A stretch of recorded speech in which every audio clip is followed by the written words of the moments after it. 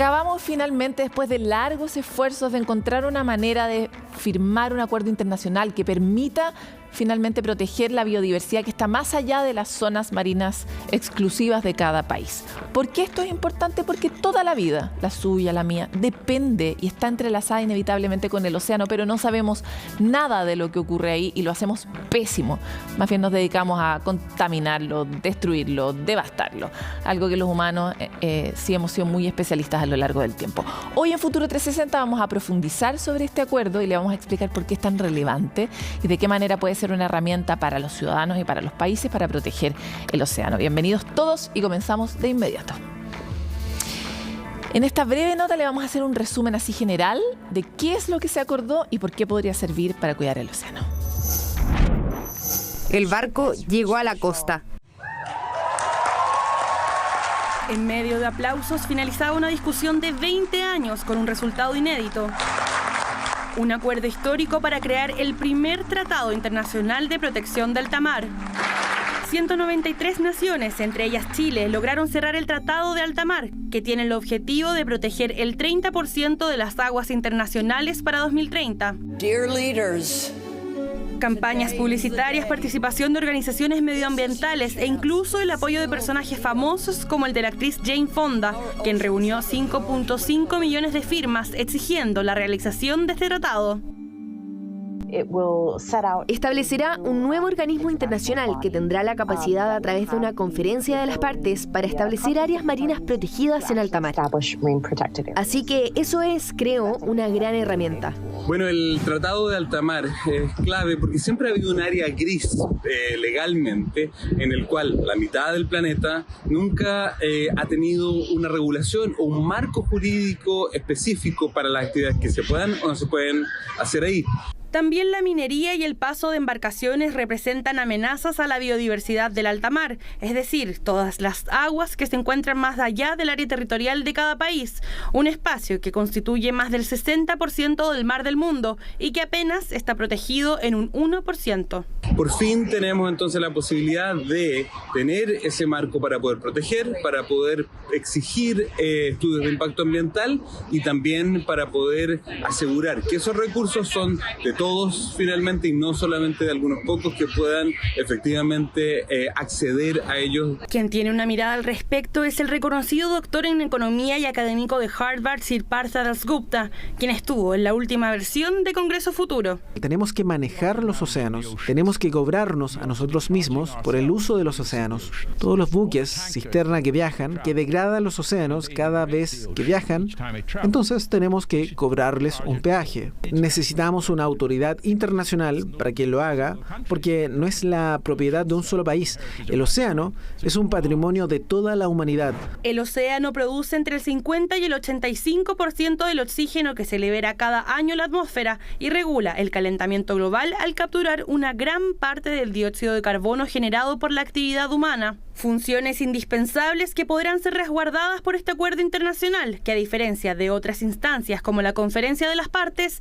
es jurídicamente vinculante. Ahí también el rol de nuestro país, que ya ha presentado algunas propuestas iniciales de áreas que se podrían proteger en alta mar, también va a ser muy importante para poder poner estas soluciones sobre la mesa y avanzar con la gobernanza internacional. Creemos que es sumamente importante que los países como Chile sean los precursores, ¿cierto?, para que se siga aumentando la protección dentro de las aguas jurisdiccionales. Ahora solo queda esperar la ratificación del Tratado de Alta Mar, que se adoptará una vez que haya sido examinado por juristas y traducido a las 6 lenguas oficiales de las Naciones Unidas. Sin duda, un primer avance en esta histórica deuda pendiente, la protección del océano.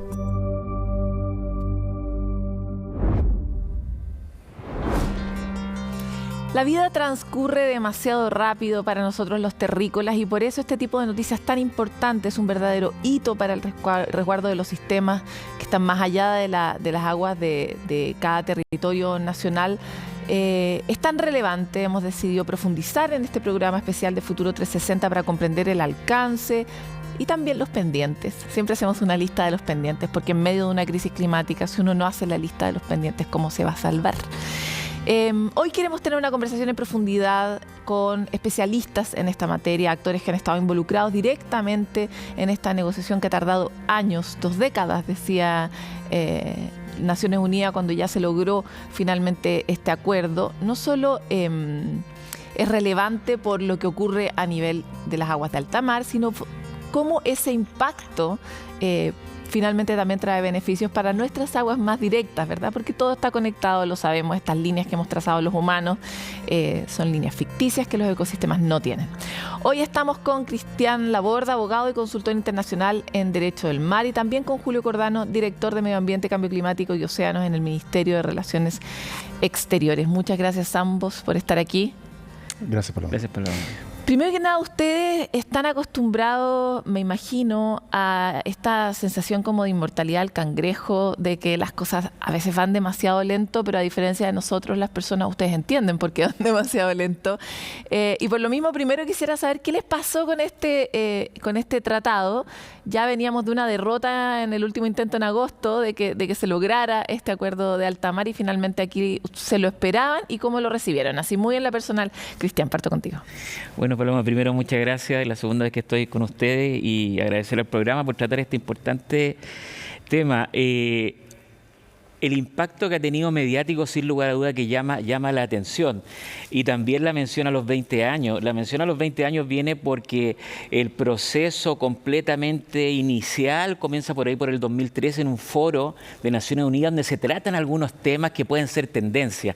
Y la negociación comienza hace 10 años atrás con un proceso de PrEP, donde los estados comienzan ya a delinear lo que tenemos en definitiva hoy en día, un tratado para gobernar estas 4 importantes materias que son, como decía la nota, las áreas marinas protegidas, el impacto ambiental, pero también, no menos importante, los recursos genéticos marinos y la cooperación en transferencia tecnológica y tecnología marina. Vamos a entrar ahí, pero quiero saber cómo te sentiste, pues, Cristian. No, fue un triunfo obviamente de cientos y miles de personas. En lo personal me tocó trabajar cuando estuve en la Cancillería como jefe de océano, desde la perspectiva del Estado, del gobierno en ese momento, pero estos son procesos, y obviamente después desde la perspectiva de la sociedad civil, créeme que el hecho de que el High Seas Alliance, por ejemplo, que son 50 y tantas organizaciones, hayan trabajado en conjunto durante todo este periodo. Es un milagro, dices tú. Absolutamente, porque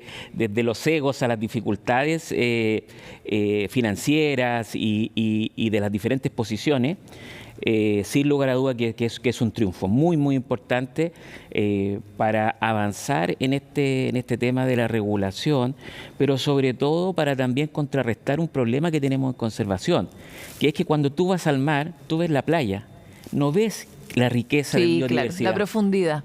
Y cuando vas al alta mar, es muy difícil para un ciudadano de a pie llegar a esos lugares. Y por lo tanto, este tratado viene a ayudar a esa tarea. Sí, de hecho, por eso citaba nuestra condición de terrícolas, ¿verdad? Que estamos aquí como tan amarrados a esta tierra y a veces tan condicionados por problemas no necesariamente tan grandes como este que tenemos en torno al cambio climático. Julio, primero quisiera saber cómo ha sido para ti, porque además tú has sido parte de distintas instancias, la COP entre ellas muchas veces, y por lo tanto también de muchos fracasos en esos procesos, o esa misma sensación del día de la marmota que citaba al inicio, ¿no? Claro, o sea, el multilateralismo tiene de dulce y de grasa, o sea, no siempre nos va bien en el multilateralismo.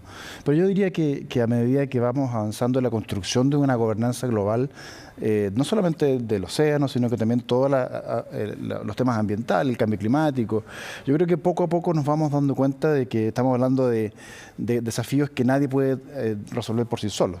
Y por lo tanto es el interés de todos, incluso de los más grandes, tener plataformas comunes y soluciones que sean creíbles y que sean efectivas. Y bueno, la adopción de este acuerdo de alta mar sin duda es uno de esos momentos lindos, emocionantes, digamos.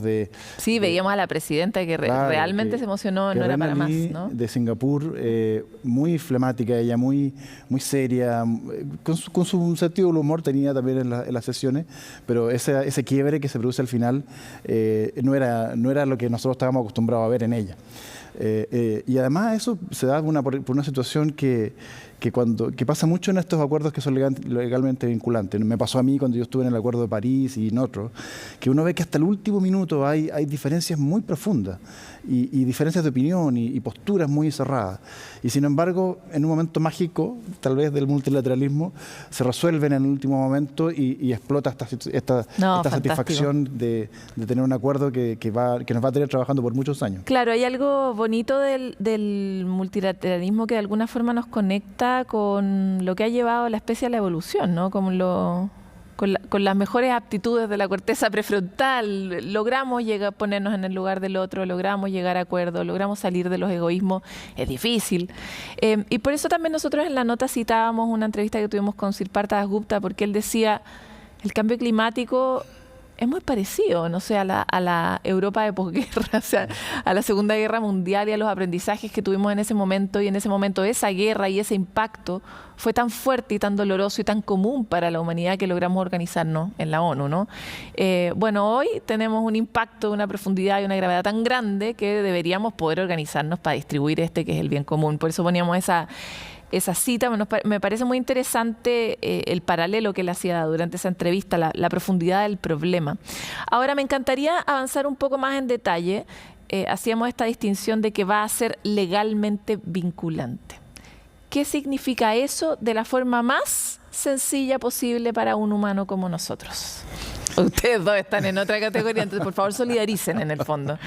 Se pueden complementar, interrúmpanse y esas cosas. No, yo diría que el hecho de que sea legalmente vinculante es que es una obligación para los estados. O sea, los estados se comprometen a cumplir con el tratado, digamos, con las disposiciones, con lo que establece en términos del bien común que señalábamos anteriormente. En este caso, en una área donde los estados tienen algunas libertades, pero también tienen algunas obligaciones. Entonces, la tragedia, esto que siempre se dice de los comunes, aquí cobra realidad.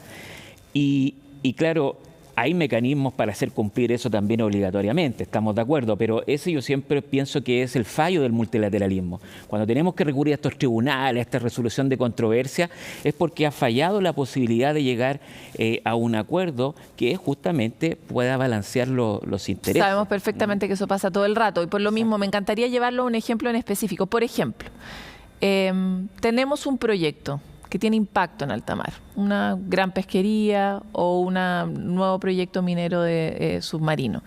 ¿Qué tiene que hacer ese proyecto y si incumple, qué le pasa? ¿Y quién tiene que pedir su justicia? Sí, bueno, pero tal vez la pregunta es positiva para decir lo que este acuerdo no es, porque este acuerdo no tiene facultades para generar espacios de ordenamiento pesquero. No puede ordenar la pesca. Porque para eso la misma Convención del Mar se negoció un acuerdo de Nueva York que mandata la creación de organismos regionales de ordenamiento pesquero. En Chile tenemos la famosa OROP-PS que organiza ese ordenamiento pesquero en el Pacífico Sur. Y lo mismo pasa un poco con el tema de la minería submarina. Porque la minería submarina está gobernada por la Autoridad Internacional de los Fondos Marinos, que es otro de los acuerdos de implementación de la CONVEMAR. Entonces, solamente para hacer ese punto, porque el acuerdo de alta mar no va a poder regular todas las actividades. No digo que lo regule, pero si algo se incumple, porque si el acuerdo plantea, podríamos revisar de hecho parte de las líneas del acuerdo, que va a ser posible para las partes tener una evaluación del impacto ambiental de las actividades humanas relacionadas con los océanos. Así es. Ya, si esa evaluación no se hace, nosotros vamos a poder legalmente citar este acuerdo como una razón para llevar a la justicia a esa empresa, por ejemplo. O sea, yo creo que el acuerdo mismo tiene mecanismos para su propio cumplimiento. Ya. Y si yo quiero que el acuerdo de alta mar establezca o apruebe una área marina protegida, por ejemplo, en alta mar, que eso sí está regulado, la parte que propone esa medida de conservación va a tener que hacerlo a través de un procedimiento que también está descrito en el acuerdo. Y ese procedimiento incluye consultas con otros países, incluye consultas con grupos de interés, con pueblos indígenas, de acuerdo a lo que sea apropiado. Y, por supuesto, también tiene que presentar los informes de impacto ambiental y una serie de cosas que hacen que son elementos necesarios para que la COP, es decir, el conjunto de países que ya sean parte, ya hayan ratificado el acuerdo, adopten la decisión de tomar, de imponer o de establecer una área marina protegida en alta mar. Mira, desde toda mi ignorancia, la intención de esta pregunta es saber cuán real y cuál ejecutable va a poder ser este acuerdo para la protección efectiva de los océanos. Y ahí me encantaría que ustedes transitaran entre su conocimiento académico y su carrera, pero también nos ayudaran a mirar desde la urgencia climática, desde la ciudadanía, cuán efectivo y cuán buena es esta herramienta, ¿no? Yo creo, Paloma, que efectivamente, tú lo mencionas, es una herramienta. Es decir, el acuerdo en sí mismo no es un objetivo, ningún acuerdo lo es, sin perjuicio que tiene objetivos al cual debe transitar. En relación a lo que tú planteabas de cómo los ciudadanos pueden evaluar esto, pongamos un caso concreto.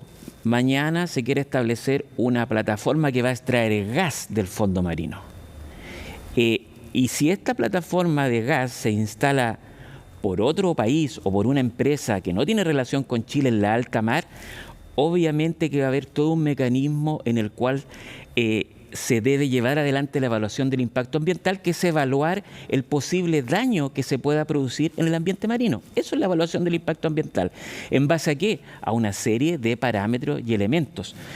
Entre los pendientes, uno de los pendientes, no cabe duda, muchos países conservacionistas apoyaron que como el alta mar es un bien común global, fuera la COP de las partes la que decidiera si esa actividad puede ser aprobada o no en virtud del resultado del impacto ambiental.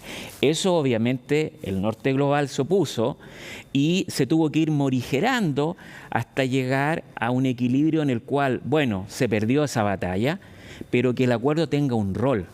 Y por lo tanto eso es muy importante para los países pequeños como Chile en términos de la actividad que se desarrolla en alta mar. En estos momentos, si esa plataforma se lleva adelante, Chile simplemente podría tratar de hacer gestiones bilaterales porque no hay un acuerdo, no hay una plataforma donde ir a hacer este reclamo. Con el acuerdo, como decía Julio, Chile podría solicitar los informes, pedir que se haga el impacto ambiental y por lo tanto ver las conclusiones y hacer una revisión de pares dentro del acuerdo a través de los mecanismos. Ya, o sea, si bien no se logró lo que se habría esperado, que es como en el fondo un mecanismo mucho más severo para esa evaluación, que era lo que se estaba buscando, sí se logra una manera para poder ir a plantear un punto, ¿no? Y eso ya establece una manera. Ahora, me encanta la distinción que hiciste respecto del norte global, porque el norte global es muy entusiasta al momento de las declaraciones, pero es poco concreto al momento de los acuerdos. En todas las negociaciones climáticas. Y también esto tiene que ver con que el norte global maneja y disfruta de la mayoría de los recursos que surgen de estas exploraciones, iniciativas, patentamiento, que es lo que vamos a ver a continuación. Entonces, ¿cómo han visto ustedes en el tiempo que si esa actitud ha empeorado, ha mejorado, se han puesto más generosos? Porque necesito tener una distinción y una perspectiva de si esto se va a poner peor, porque la crisis de Ucrania y etcétera, ¿no? Los desafíos que hoy día tiene el mismo escenario internacional, no sé si nos anticipan un escenario más generoso a futuro. Bueno, yo vuelvo un poco al comentario que hacía antes. Yo creo que el cambio climático, la conservación de los ecosistemas, la triple crisis de la que todo el mundo habla, yo creo que se ha transformado cada vez más en problemas que afectan a todos. Y todos tenemos el interés de contribuir a resolver. El tema, por supuesto, es que hay distintos pesos y hay distintas capacidades y hay distintas responsabilidades para financiar el esfuerzo que significa transitar hacia un mundo libre de cambio climático, libre de contaminación y con una biodiversidad recuperada. Eso es un cambio de civilización que va a requerir de muchísimo dinero y muchísimas inversiones.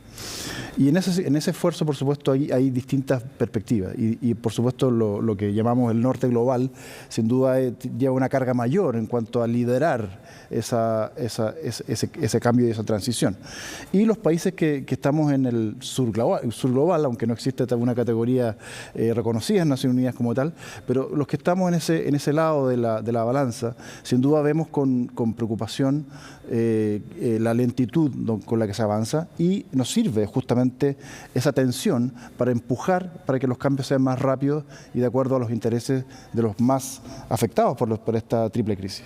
Esto de entrevistar gente diplomática o abogada, ¿va para bien o va para mal? ¿Tú lo ves mejor o lo ves peor? Yo no puedo sino ser optimista. O sea, si yo no fuera optimista no estaría en esto. Y la verdad es que yo creo que ha habido mucho progreso, sin duda, mucho progreso. Pero la verdad es que mi parte menos optimista se angustia un poco. Sí, cuando veo que, por ejemplo, en el Acuerdo de París vamos en camino a no alcanzar las metas, claro, y que más bien hay que hacer un control de daños. Y cuando vemos que en alta mar vemos que no conocemos ni un décimo de la biodiversidad que queremos proteger. Se conocen cerca de 250.000 especies en alta mar y sin embargo se calcula que puede haber millones de especies. Y por lo tanto, y probablemente esas especies están avanzando rápidamente hacia la extinción antes de que las conozcamos. Entonces, claro, mi parte menos optimista se angustia, pero está mi parte optimista que le da ánimos. Vamos a ir con tu 70% de optimismo a una pausa, pero vamos a volver enseguida con más para poder comprender mejor el alcance de este tratado.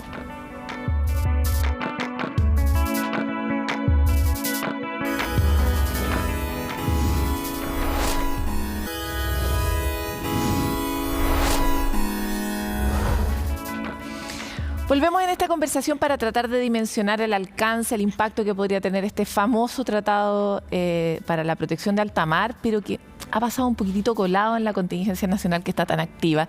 Y para eso estamos con dos grandes especialistas, uno de ellos Julio Cordano y el otro que no puedo evitarlo, francamente dedicarse al océano y que tu apellido sea Laborda. No, es como Alejandro Mas, que estaba en el Centro de Modelamiento Matemático, como que encuentro que estabas predestinado. ¿Qué más vamos a poder decir? Oye, me encantaría volver sobre algo que veníamos hablando antes de la pausa, que tiene que ver con cómo se frenaron o fracasaron muchas negociaciones previas, justamente porque lo que volveremos a llamar el norte global no siempre está tan dispuesto a compartir.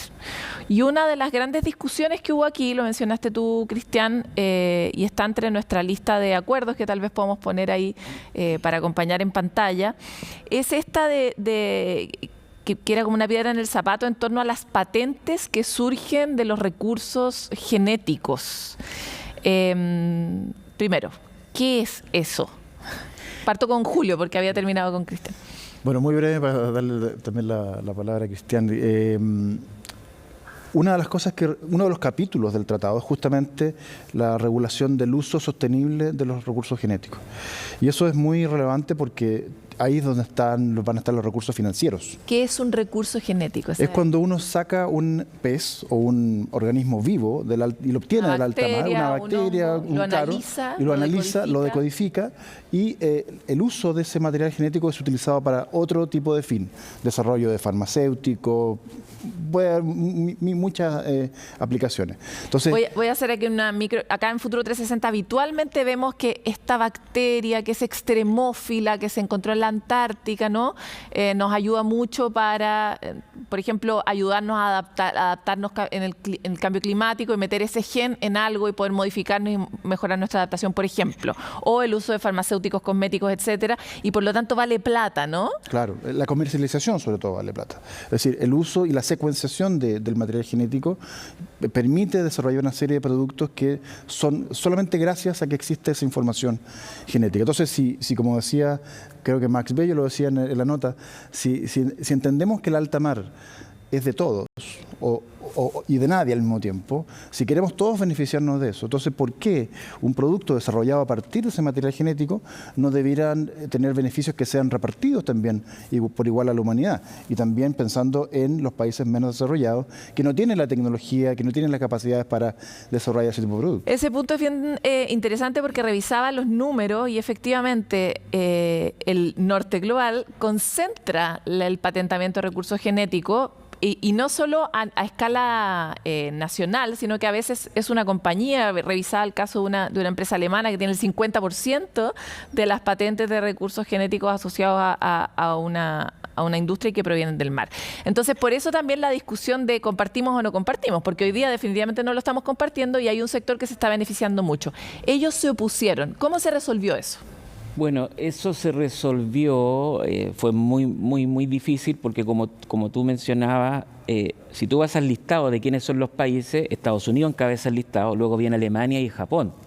Yo recuerdo de haber estudiado el tema y me quedé corto porque al 2019, habiéndolo hecho el 2017, las estimaciones de las ganancias por medicamentos, por patentes de recursos genéticos marinos, independiente que vengan del mar del alta mar o de la zona económica exclusiva, eran superiores a 22.000 millones de dólares. Por lo tanto, una plata que todos queremos. Impresionante. No hay que desconocer, sin perjuicio de eso, Paloma, que llegar a un producto, a una medicina, demora entre 10 y 20 años, probablemente. Entonces, ahí hay un trabajo de los laboratorios muy importante. Y claro, todo esto estuvo en la negociación. Poner otro ejemplo concreto para que la audiencia lo entienda. Tú tienes en el fondo del mar chimeneas hidrotermales, que a veces las han mostrado ustedes. Bueno, a 400 grados Celsius puedes tener unos pequeños camarones que viven a esa temperatura. Extraer ese ADN y las características que hacen que se permita la vida bajo esa temperatura, obviamente puede solucionar muchos problemas médicos. Pero en la negociación, sin lugar a duda, los países del norte global, para no ser específico, obviamente dan por hecho de que en específico Alemania, Estados Unidos. Suiza, que esto les pertenece, porque entre otras cosas que hasta ahora no existía, y un elemento concreto importante que se logró, es que cuando existe una expedición para extraer estos recursos genéticos marinos, tiene que haber una notificación al acuerdo, a los órganos del acuerdo. Más o menos en los últimos 10 años, hasta el 2016, dentro de la zona económica exclusiva de Chile, en los últimos 10 años, es decir, del 2006 al 2016, se llevaron adelante más de 500 expediciones de instituciones extranjeras, en conjunto con entidades chilenas. Claro. Bueno, hay un registro, hay un procedimiento, Chile pone un observador. ¿Cuántas se han hecho en la alta mar en los últimos 10 años? Y qué difícil contratarlo. Entonces, oye, nos queda muy poquito tiempo, por eso quiero saber, ¿en qué terminó ese acuerdo? Bueno, terminó en que va a haber un beneficio monetario y no monetario, va a haber una cuota que van a tener que pagar y que un mecanismo que va a ir incrementando y que va a permitir cierta equidad en este reparto para, entre otras cosas, poder llenar, que es otro elemento que tiene este acuerdo, crea un fondo con varios subfondos, cosa que en otros acuerdos de derecho al mar no existían o eran muy básicos. Entonces va a permitir nutrir este fondo que, entre otras cosas, va a permitir también restauración de algunos y espacios. Generación de nuevas áreas. Exacto. Por eso también poníamos la cuña de la cita de Sirparta Dasgupta, porque en el fondo de alguna manera es esa idea, ¿no? Y bueno, debe ser una idea muy común entre ustedes, pero no es tan conocida entre nosotros los humanos. Quisiera avanzar un poco sobre Chile. Sabemos es un país bien pionero en la protección en la generación de áreas marinas. Se sabe que la generación de áreas marinas tiene un rol muy crucial en la restauración de los recursos y en el mantenimiento y sostenibilidad de los mismos, y también que no son suficientes para nada. Tenemos una gráfica que habla, es importante destacar que son todas zonas marinas exclusivas. Pues esto es lo que cada país hace con su sector de jurisdicción, y ahí Chile había sido en la región uno de los pioneros, hasta que Panamá la semana pasada anunció un área marina un poco más grande que la de Chile, pero siempre podemos crear otra nosotros. Y desde ese punto de vista hemos sido líderes. Entonces me encantaría traer esto a colación, porque me encantaría saber cómo vamos a continuar con este liderazgo, ya no en nuestra área marina protegida, sino a nivel internacional y en alta mar, Julio. Sí, bueno, es un desafío cuando uno tiene ya el 43% de sus zonas económicas exclusivas bajo algún nivel de protección. Es siempre un desafío crecer, pero creo que es importante decir que Chile sigue pensando en crecer. Creo que hemos hecho un esfuerzo muy grande, sobre todo en nuestros territorios insulares, pero ahora falta más concentración en el territorio continental sudamericano. Y de ese punto de vista creo que queda mucho por delante. Queda mucho por delante también en temas de implementación. O sea, yo creo que una cosa es crear una área marina protegida y otra cosa distinta es protegerla efectivamente. Y ahí hay esfuerzos también muy significativos. Está el Fondo Chile Naturaleza y el Ministerio de Medio Ambiente está empujando muy fuertemente eso y creo que es muy valioso. Pero además de un punto de vista de la gobernanza internacional del alta mar, específicamente en este caso, Chile quiere seguir siendo líder. Y por eso mismo nosotros hemos propuesto que Chile sea la sede de este acuerdo, que significa en pocas palabras que toda su secretaría, todos los especialistas, todas las reuniones potencialmente sean en Chile.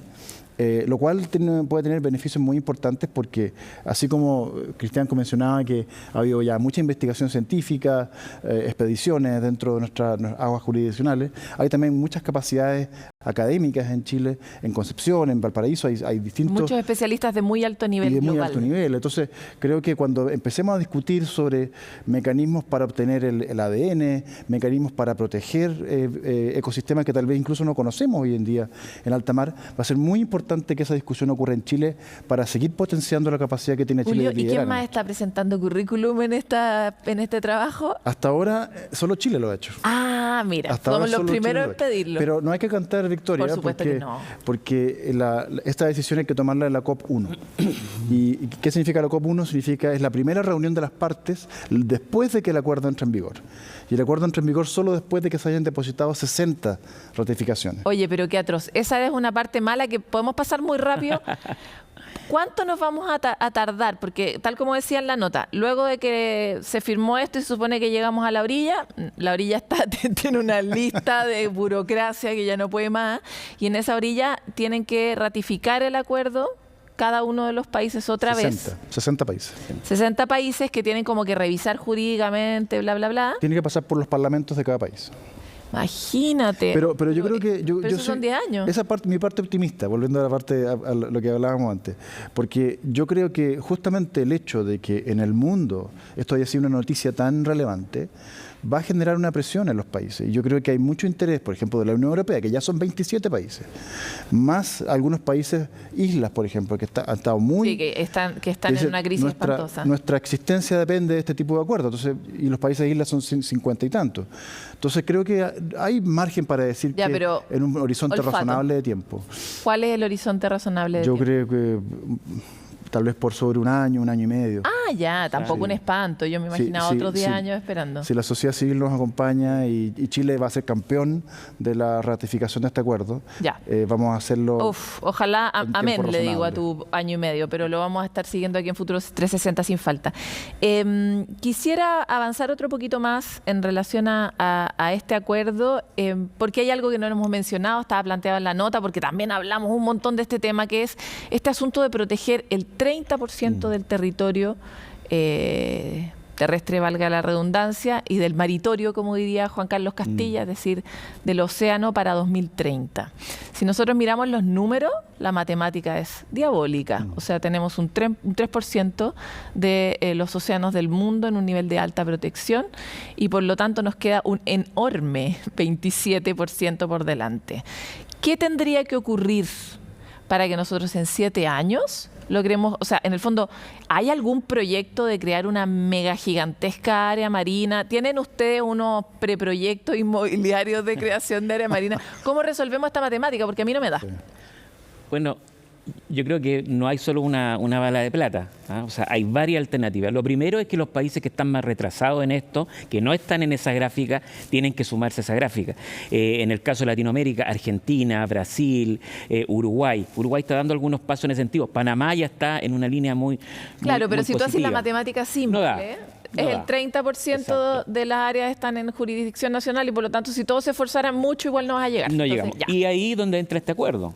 Este acuerdo, si bien es cierto, no establece, a diferencia de CBD, que establece un target, es decir, un objetivo de 30% de protección, esta es una herramienta para lograrlo, porque va a establecer las reglas de cómo podemos crear áreas más allá de la jurisdicción nacional. Y Chile nuevamente ahí, ya hace un par de años, tiene una iniciativa que va en esta línea, que es la protección de Nazca, de la cordillera, en aquella parte que no está protegida por Chile, que es Nazca Desventurada, sino que es en la proyección hacia el alta mar, donde esta cordillera está en cordillera un área submarina, déjame aclarar, porque exacto, en Chile tenemos un problema, la cordillera es una cordillera submarina. Claro. Ahí hay un claro ejemplo, que además ha sido identificado por CBD como una área ecológicamente de relevancia, y por lo tanto el acuerdo tiene que permitir y va en línea, y por eso la importancia del multilateralismo, porque tenemos CBD que pone estos targets. En este caso BBNJ lo que busca es ser una herramienta para lograr esto. También creo que hay una conclusión que este acuerdo, Paloma, nos permite, y Julio lo menciona. No solo los estados por sí solos, de manera individual, pueden solucionar esta triple crisis, sino que tiene que ser en conjunto. Y cuando digo en conjunto, también la industria que actúa en las áreas de alta mar y en la zona, y no solo la pesquera. Por cierto, la sociedad civil, la academia, tenemos que trabajar todos en conjunto. De todas maneras, para cerrar, Julio, en el punto que acaba de plantear Cristian, nosotros estuvimos ahí en la conferencia de Panamá de los océanos, que justamente convoca a la industria. Es una conferencia público-privada que se hace anualmente, que busca justamente aumentar la ambición climática liderada por John Kerry. Se hizo en Chile el 2015. Se hizo en Chile y ahora le tocó Panamá y el próximo año va en Grecia. Eso, brevemente, porque ya todo el mundo me está matando aquí por el oído, ¿qué hay que hacer para llegar al 2030? Yo creo que es un gran esfuerzo internacional, y como tú bien lo decías, y bueno, Cristian también, no hay un solo proyecto que vaya a solucionar el tema. El tema es aún más difícil, porque no es solamente un tema de superficie, es también de calidad. Y también, no solamente de calidad, sino que también de interconectividad.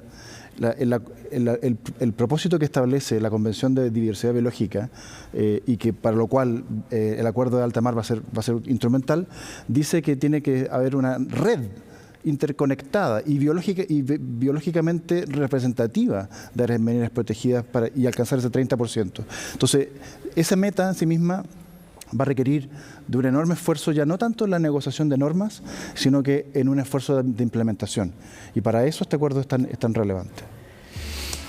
Bueno, ¿cómo quedó el optimistómetro después de esta entrevista? Vamos a revisarlo y se lo preguntamos también a ustedes. A ustedes les quiero agradecer, sobre todo para que sigan empujando el trencito, que no está tan fácil, y también por su esfuerzo en explicarnos cosas tan complicadas como las de este tratado. Muchas gracias por estar aquí. Gracias. Difícil ser optimista, pero creamos que la humanidad logra milagros, como de hecho lo ha hecho. Si podemos ir a la luna, ¿por qué no podemos salvar el océano? Podríamos decirlo. Nosotros nos vamos a una pausa y volvemos con más.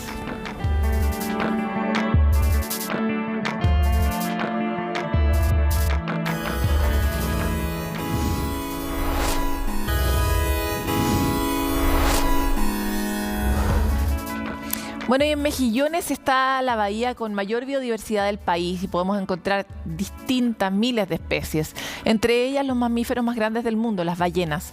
CNN se embarcó en una aventura de conocer justamente la riqueza de ese ecosistema y las amenazas a las que está enfrentado hoy. La nota es de Camila Ejía.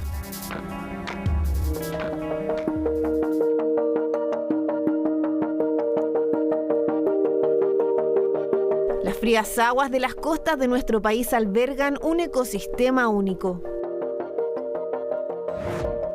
Esta es la bahía de Mejillones, entorno de biodiversidad privilegiada en la región de Antofagasta. Acá resulta sencillo observar delfines, pingüinos, lobos marinos, tortugas marinas y varios tipos de aves. Pero además, este es el segundo mejor lugar del país donde se pueden ver los mamíferos más grandes del planeta. Hablamos de las ballenas.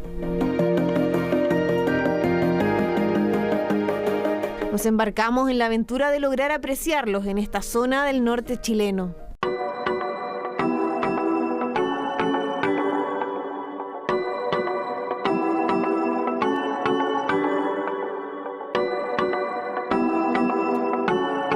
A poco más de 500 metros mar adentro, vimos las primeras señales de que los gigantes estaban cerca.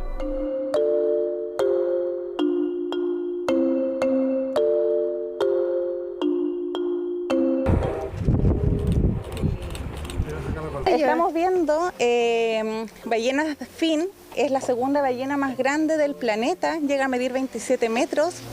Esta especie la encontramos en mejillones durante todo el año, pero con mayor abundancia ahora en verano. Esta ballena es una de las más rápidas también. Llega a navegar 37 kilómetros por hora y se puede sumergir 200 metros de profundidad. Pero eso no era todo. Aquí conviven 2 especies de mamíferos. Fue cuestión de minutos para que pudiéramos apreciar a las ballenas jorobadas.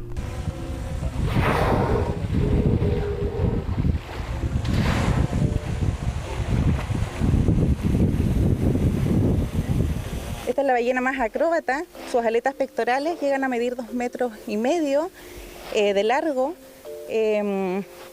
Y es la que salta, hace acrobacia. Esta la encontramos en el verano acá. Viene a alimentarse. Hemos visto la misma especie durante 5 meses aproximadamente se quedan acá. Estamos en el sector de Punta Angamos, donde acabamos de ver 3-4 ballenas jorobadas. Y con este dispositivo, un GPS, las personas de acá de la organización marcan la ubicación de las ballenas y así manteniendo registros de cuántas hay y dónde se ubican. Hasta el momento han registrado 175 ballenas de aleta y 38 ballenas jorobadas, solamente acá en la bahía de Mejillones. Aquí se alimentan y conviven, pero además son un gran atractivo para el turismo local. Sin embargo, hasta hace algunos meses los cetáceos vivían con una amenaza permanente. También nosotros como ONG nos dimos cuenta del año 2016, cuando se inicia esta ONG, ya empezamos a ver que realmente había problemas con los barcos y las ballenas. Nos dimos cuenta que acá en Mejillones la bahía es muy ancha, tiene 28 kilómetros esta bahía, pero no tiene ruta de entrada y salida de barco, la bahía es abierta. Entonces, con eso, ¿qué pasa? Que cuando entraban los barcos y las ballenas se estaban alimentando, iban saliendo, el barco la chocaba. Esta fue la causa de muerte de 7 ballenas durante 2019 y 2022, porque para hacernos una idea, los barcos miden en promedio 350 metros de largo, mientras que las ballenas 20 metros. Esto significa que la nave es 17 veces más larga que las ballenas, por lo que no percibe un impacto con estos animales. Al mismo tiempo, tiene la misma cantidad de posibilidades de colisionar con uno de estos mamíferos. El problema estaba claro, por eso el Centro de Investigación de Fauna Marina y Avistamiento de Cetáceos estudió por más de 3 años la situación. Determinaron la zona donde se alimentaban, trasladaban y la principal amenaza, la cantidad de barcos mercantes que navegaban por la bahía. Mejillones posee el segundo puerto más importante del país, Puerto Angamos, punto de alto tráfico marítimo durante las 24 horas del día. Entonces nosotros le empezamos a conversar a las empresas todas que tienen puertos, todo lo que traen barcos, al alcalde, el capitán de puerto y a todos los que están involucrados para poder ver cómo podíamos, entre todos, hacer una ruta voluntaria. Una vez que nosotros ya teníamos evidencia de lo que estaba pasando, convocamos a estas líneas a una mesa de trabajo donde les señalamos cuál debía ser el ingreso, ¿cierto?, a la bahía por parte de los buques, y la verdad es que tuvimos un apoyo irrestricto por parte de las líneas, quienes transmitieron esa información hacia sus capitanes, y hoy en día se está cumpliendo el código a cabalidad. El trabajo de Cifamac se concretó con la firma de un acuerdo voluntario para seguir una ruta establecida que se traza respetando el entorno de los cetáceos. Gracias a Dios, el año pasado se firmó el acuerdo ya para poder poner una ruta voluntaria. Y si ahora vemos, los barcos están entrando y saliendo por la misma ruta, pues hay 3 barcos que ya están haciendo la ruta y todo es voluntario. Es un hito pionero en el mundo. Nosotros tenemos evidencia de que en ninguna parte, salvo en Mejillones, se haya realizado un acuerdo multisectorial, ¿cierto?, donde los distintos actores puedan convivir y puedan entregar su información al respecto para la puesta en marcha de una ruta que venga a velar por la sustentabilidad de la bahía. No está en la Carta de Navegación Internacional. Este es un acuerdo inédito acá en Mejillones. Y bueno, se reunieron muchas voluntades que al final nosotros en esas voluntades logramos un objetivo importante, firmar un documento. A mis espaldas podemos ver los buques comerciales que son los que están regulados con esta norma voluntaria de ruta para cuidar a las ballenas. Allá podemos ver la punta Angamos, que es donde estuvimos viendo las ballenas, y los buques antes podían atravesar todo este espacio hasta llegar al puerto. Hoy día la cosa no es tan simple, los buques tienen que seguir derecho y recién a esta altura los buques pueden ingresar para luego meterse al puerto. Y todo esto a una velocidad controlada de 4 nudos. Se trata de un hito para la preservación marina en el mundo. Desde la firma del convenio no se han vuelto a registrar muertes de ballenas. Iniciativas del gobierno buscan establecer áreas marinas protegidas en los más de 6.000 kilómetros de costa que posee nuestro país. En este sentido, esta ruta buscaba un precedente relevante en la protección de las ballenas y el desarrollo del polo productivo portuario. Un cuidado por una especie que regula no solo la fauna marina, sino que además logra capturar importantes cantidades del nocivo CO2 que aumenta la temperatura del planeta. Bueno, hemos hecho un especial profundo, como el océano, sobre este tratado que busca proteger el océano, y queremos ir con la misma profundidad a conocer un tema del que no tenemos suficiente claridad, y es el universo de la energía. La energía es el sector que hoy más gases de efecto invernadero emite hacia la atmósfera, y es por eso que los distintos países del mundo han focalizado su acción climática en este sector. Chile, ya sabemos, tiene unas competencias enormes para ser pionero a nivel global en energía verde, porque tenemos una radiación fabulosa, unos vientos fantásticos, y todo eso hace que realmente tengamos todo para correr primeros en esta carrera. Pero para eso se necesita un sistema que funcione. Futuro 360 se metió en esta conversación y ha desarrollado una serie de capítulos en un especial de energía. Veamos de qué se trata. Chile como capital global de la energía del futuro. Es un sueño que hemos escuchado a presidentes, ministros, empresarios y diversas instituciones. El Estado de Chile no tiene el liderazgo. ¿A dónde vamos con el desarrollo eléctrico? Energía, electricidad, fuentes renovables, gases de efecto invernadero e hidrógeno verde son solo algunos de los conceptos que escuchamos prácticamente a diario. Sin embargo, esta oportunidad de ser la potencia mundial de la energía renovable podría estar en juego. Hay decisiones que hay que tomarlas ahora y que si no se toman durante el año 2023 podríamos comprometer la transición energética. Pero hay varias de estas deudas donde estamos atrasados y deberíamos haberlo hecho antes. Si este problema no lo enfrentamos ahora, no lo comenzamos a planificar ahora, con audacia y con agresividad, efectivamente los problemas en este campo se van a ir complicando más y más. En Futuro 360 analizaremos a fondo las causas que podrían poner en riesgo el desarrollo de nuestro país. Ven y acompáñanos a comprender las complejidades del sistema energético en este especial que preparamos para ustedes. Bueno, ¿para qué decirles que somos fanáticos de cualquier solución que vaya por la línea de la vida y de encontrar una manera de darle vuelta a este problema tan enorme que tenemos, que es el cambio climático? Y ahí todas las acciones son importantes, las oceánicas y en este caso las energéticas. Los dejamos invitados a ustedes a que se sienten como en el pasado, a ver este programa con calma, con apertura de mente para ser ciudadanos informados en un futuro que se nos plantea cada vez más desafiante. Muchas gracias por acompañarnos y los esperamos el próximo capítulo.